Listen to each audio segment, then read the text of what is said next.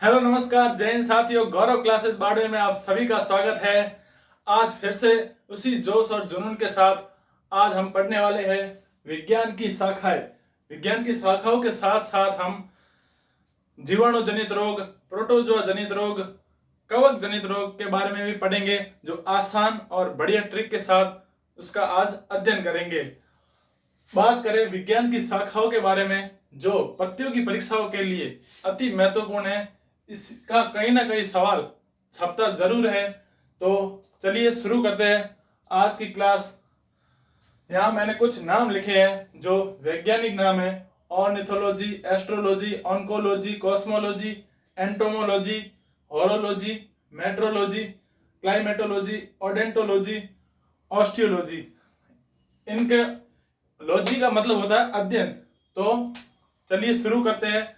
Ornithology. Ornithology का अध्ययन किससे होता है? पक्षियों का अध्ययन। ऑर्निथोलॉजी पक्षियों का अध्ययन। पक्षियों का अध्ययन। क्लास को शॉर्ट एंड स्वीट करने के लिए आपको मैंने पहले से ही यहाँ जो उतार दिया ताकि अपना समय का बचत हो, अपने समय टाइम ज्यादा खपत ना हो, इसलिए यहाँ पहले से उतार दिए ताकि आपको कोई दिक्कत ना हो। तो ऑर्निथोलॉजी को पक्षियों का अध्ययन, एस्ट्रोलॉजी को ज्योतिष शास्त्र, ज्योतिष शास्त्र, ज्योतिष शास्त्र का अध्ययन, ज्योतिष शास्त्र का अध्ययन। ऑन्कोलॉजी, ऑन्कोलॉजी, ऑन्को शब्द नाम यह चूहे का नाम है जो वैज्ञानिकों ने एक चूहे पर रिसर्च की थी, जो ऑन्कोलॉजी को कहते हैं कैंसर का अध्ययन। ऑन्कोलॉजी कैंसर का अध्ययन, ऑन्कोलॉजी कैंसर का अध्ययन। कॉस्मोलॉजी, कॉस्मोलॉजी अपने ब्रह्मांड का अध्ययन।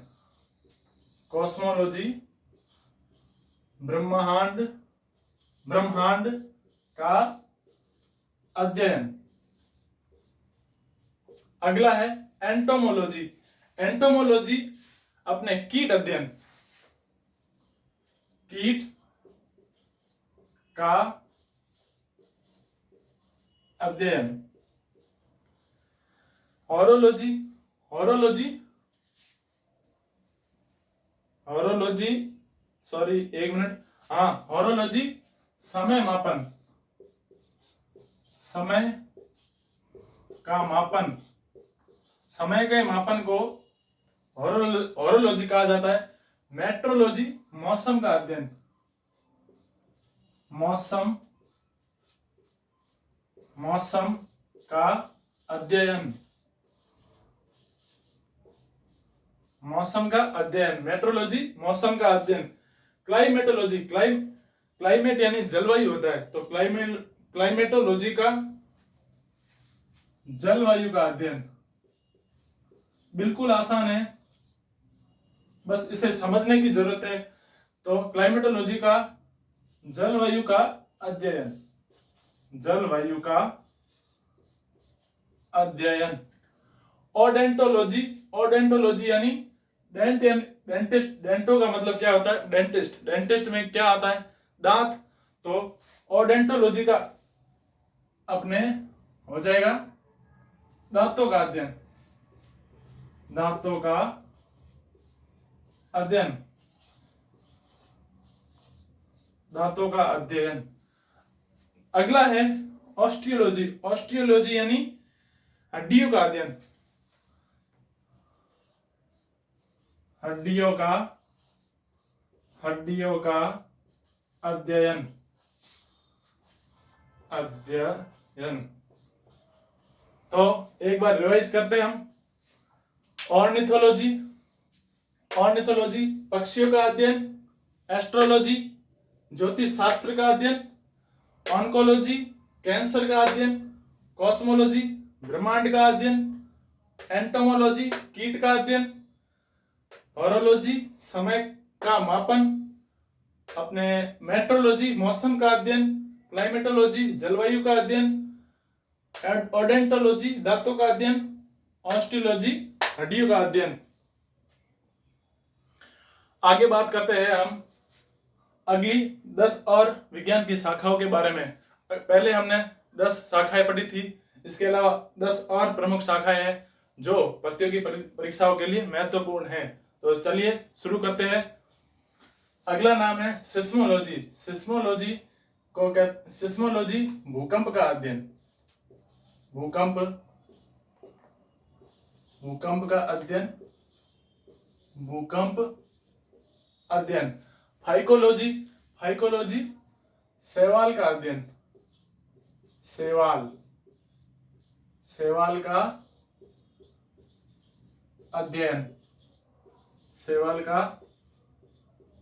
अध्ययन। माइकोलॉजी कवक का अध्ययन, कवक को फंगस भी कहा जाता है, तो आप कवक लिखो या फंगस लिखो एक ही बात है। कवक का अध्ययन। देखिए मैं आपको शॉर्ट की तरफ ले जाना चाहता हूं ताकि आपका टाइम बचा रहे, इसलिए यहां पहले से लिख दिया। तो हेपेटोलॉजी किसका अध्ययन होता है?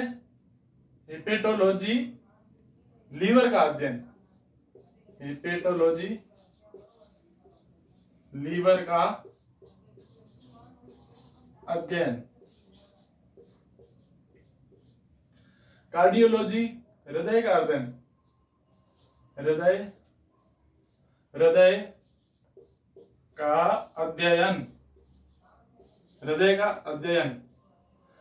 एनाटॉमी शरीर के आंतरिक संरचना का अध्ययन। यहां इस पर आप स्टार लगा दो क्योंकि यह महत्वपूर्ण रूप से परीक्षा में पूछा जा सकता है। एनाटॉमी शरीर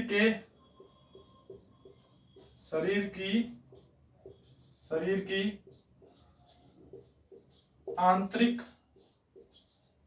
आंतरिक संरचना, शरीर के आंतरिक संरचना अध्ययन, शरीर के आंतरिक संरचना का अध्ययन। क्रायोजेनिक न्यून तापमान का अध्ययन, न्यून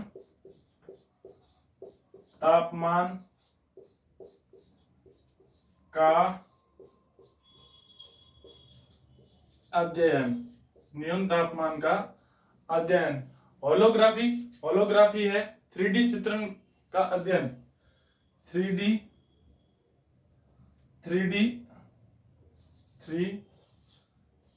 चित्रण का, 3D चित्र का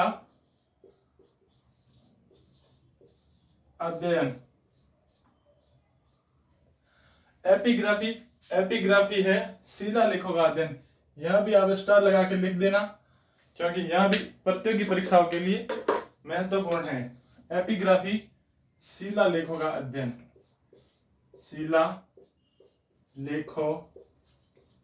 शिलालेखों का अध्ययन, शिलालेखों का अध्ययन, एपिग्राफी। अगला अंतिम है न्यूमिस्मेटिक्स सिक्कों का अध्ययन, सिक्कों का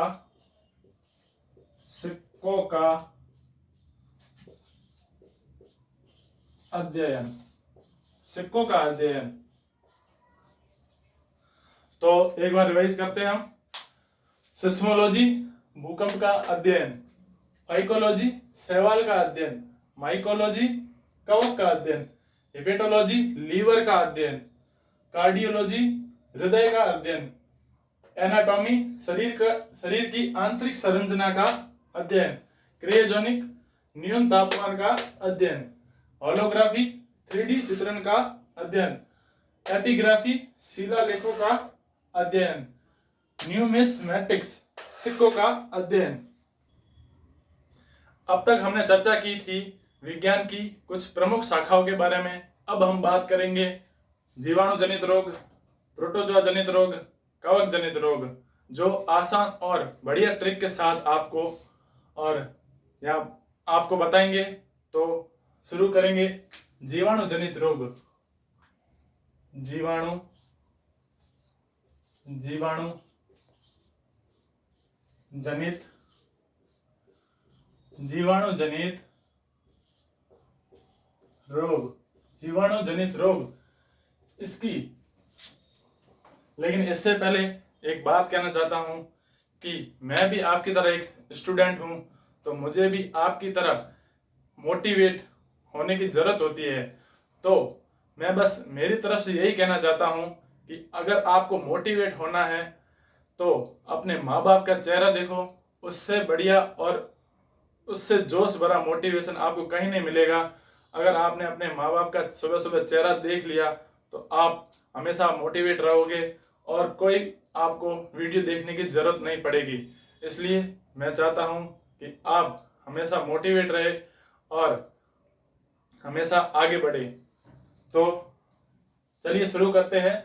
जीवाणु जनित रोग, इसकी ट्रिक होगी, इसकी ट्रिक बहुत ही बढ़िया है। इसकी ट्रिक होगी पंडित का टिक न्यू है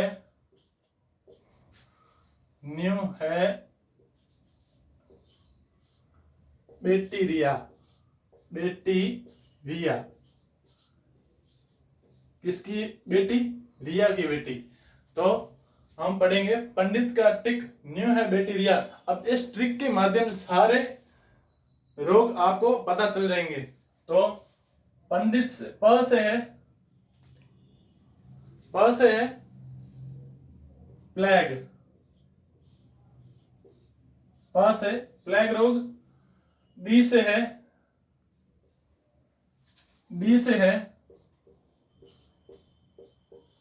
डिप्थीरिया, त से है, ऊपर लिख देते, जगह नहीं है इसलिए ऊपर लिखना पड़ेगा। त से है तपेदिक। का से है काली खांसी, का से है काली खांसी, का से काली खांसी। अगली बात करेंगे टी, टिक।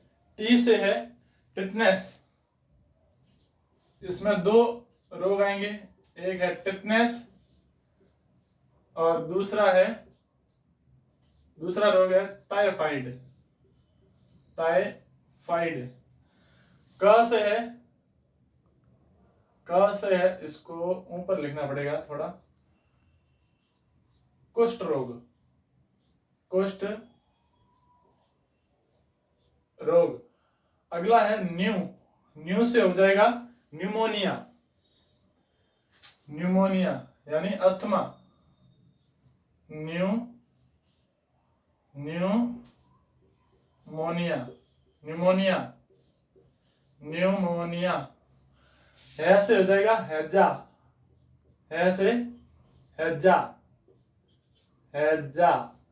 और बैक्टीरिया से हो जाएगा बैक्टीरिया यानी जीवाणु जनित रोग,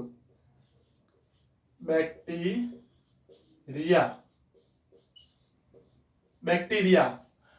तो पंडित का टिक न्यू है बैक्टीरिया। प से प्लेग, डी से डिप्थीरिया, त से तपेदिक, का से काली खांसी, टी से टिटनेस टाइफाइड और क से कुष्ठ रोग, न्यू से न्यूमोनिया, हे से हेजा, बैक्टीरिया से बैक्टीरिया। अगली बात करेंगे प्रोटोजोआ जनित रोग। प्रोटोजोआ जनित रोग,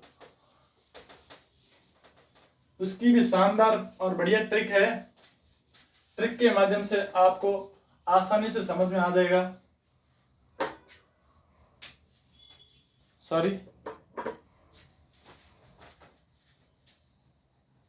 प्रोटोजोआ जनित रोग, प्रोटोजोआ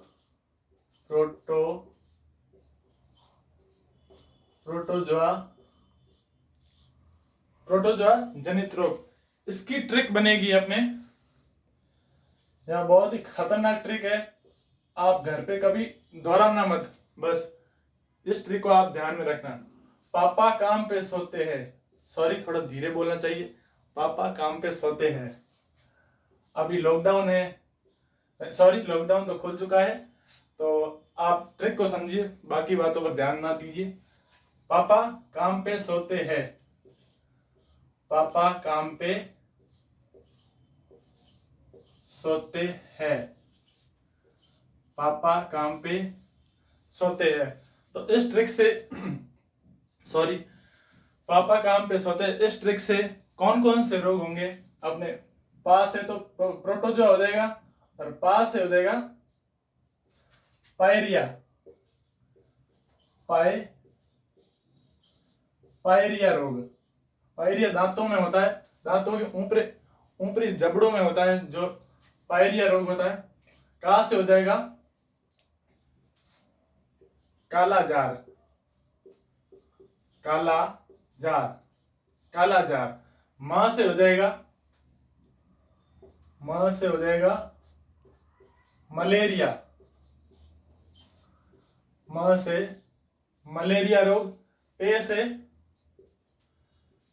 पेचिस,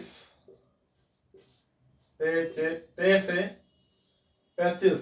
और सोते से हो जाएगा निद्रा रोग, निद्रा रोग, सोते से निद्रा रोग। ठीक है, रिवीजन कर लेते हैं। पा से पायरिया, का से काला जार, म से मलेरिया, पे से पेचिस, सोते से निद्रा रोग। और इस पा का मतलब हो जाएगा, ताकि आपको ट्रिक का पता चल जाए कि यहाँ किस ट्रिक के रोग है, प्रोटोजोआ। तो अभी हमने बात की है जीवाणु जनित रोग। जीवाणु जनित रोग पंडित का टिक, न्यू है बैक्टीरिया जिसकी ट्रिक है। दूसरी बात की है प्रोटोजोआ जनित रोग। प्रोटोजोआ जनित रोग में पापा काम पे सोते हैं। और अगली और अंतिम बात करेंगे कवक जनित रोग। कवक, कवक यानी फंगस जनित रोग।